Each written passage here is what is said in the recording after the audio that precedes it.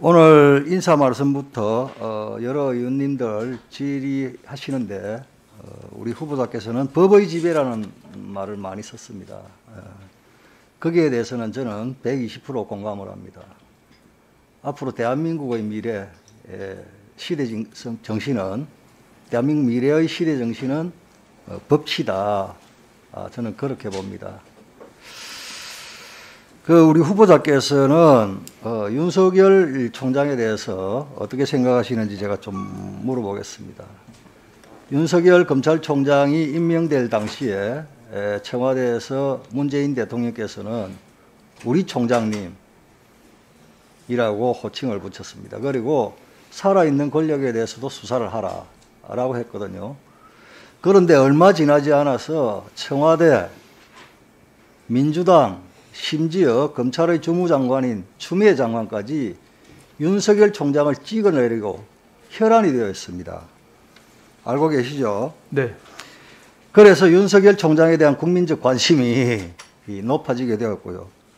이렇게 청와대와 민주당, 법무부 장관, 윤석열 총장 그렇게 극찬하다가 찍어내기로 혈안이 되어 있는데 그 이유가 뭐라고 생각하십니까?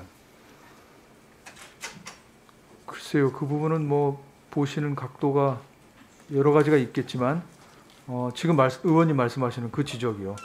그 부분에 공감하시는 분도 많은 것 같습니다. 그 부분에 공감을 하다니 그게 뭔 말입니까? 그러니까 살아있는 권력에 대해서 수사를 하기 때문에 이런 이제 사태가 벌어졌다. 그렇게 보시는 국민들도 많으신 것 같습니다. 거기에 대해서 후보자도 동의합니까? 저는 거기에 이제 100% 동의는 못 하고요. 그럼 몇 프로 동의합니까?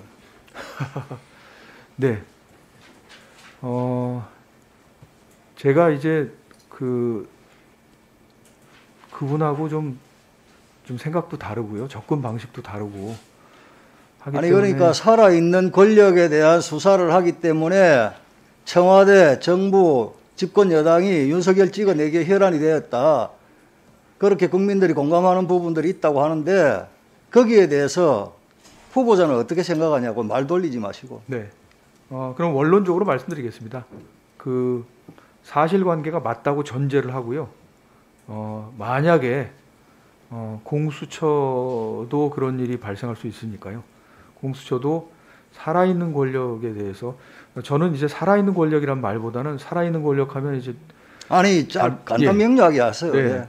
그 법 위에 있는 권력 수사를 하는 문제 때문에 만약에 이렇게 여러 가지 압력이나 탄압이나 이런 게 있다 그러면 그 부분에 대해서는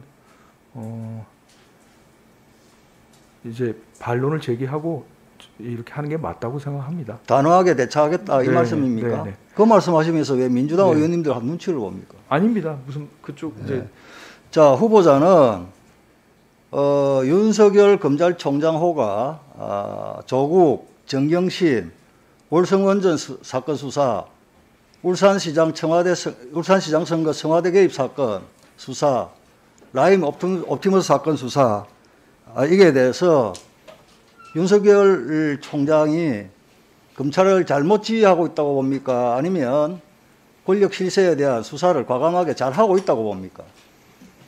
그 부분은 제가 정확하게 말씀드릴 수는 없는 것이요. 제가 그걸 판단할 수 있는 자료가 충분하지가 않습니다. 사실은 저도 법관을 했지만 수사 기록이나 재판 기록을 보지 않고 민주당과 청와대에서 그렇게 국민들께 보고를 다 했잖아요.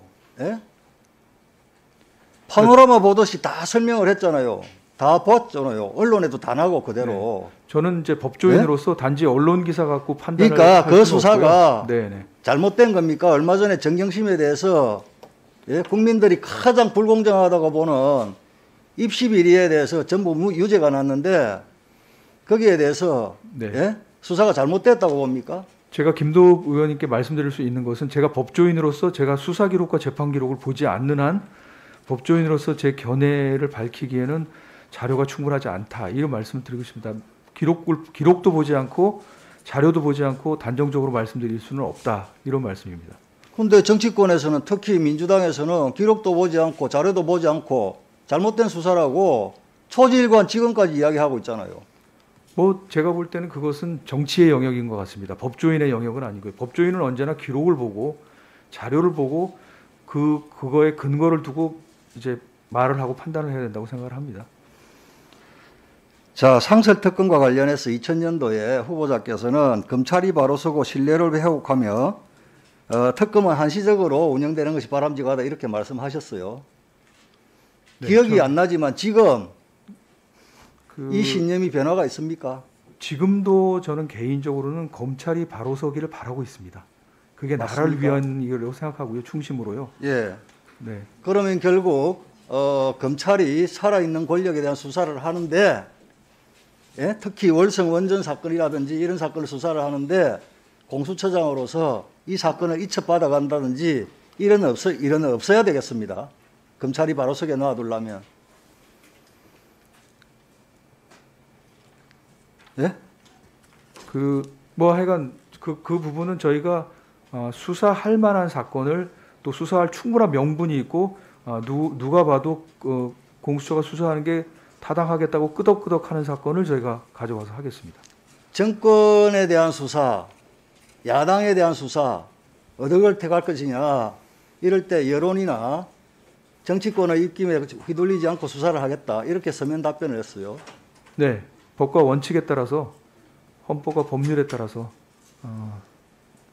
하겠습니다. 그렇게 하겠다. 자, 박주민 의원 질의에 있어서 기능적 권력 분립에 입각해서 입법권자의 결단이다. 이 공수처법이 이렇게 답변을 하셨어요. 그죠? 네, 그런데 야당을 원천적으로 배제시키고 부분에 대해서 날치시하는 공수처법 이게 바람직한 입법권자의 결단이라고 하십니다. 예, 그 부분은 사실은 국회 내부에서 이제 벌어진 일이어서 네, 네, 네. 이러한 절차적인 상황에 대해서 입법권자의 결단이라고 해석하란 말이에요. 본인이 그러면 이게 바람직한 입법권자의 결단이냐 이걸 묻잖아요. 그 점에 대해서는 제가 여기서 공직 후보자로서 말씀드리는 건 적절하지는 않은 것 같습니다. 일반 국민으로서 제가 사실은 일반 국민으로서 말씀드릴 입장이 아니기 때문에요. 저는 공직 후보자의 지위에 있고 입장입니다. 그러면 오랜 기간 헌법을 연구한 헌법적 양식을 요구하는 거예요. 뭐 원론적으로 말씀드리면 절차적 정당성 중요합니다. 지켜야 됩니다.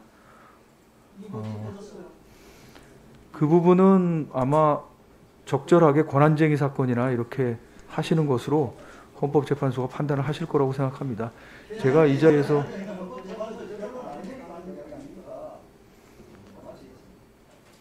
네, 김도우 의원님 수고하셨습니다.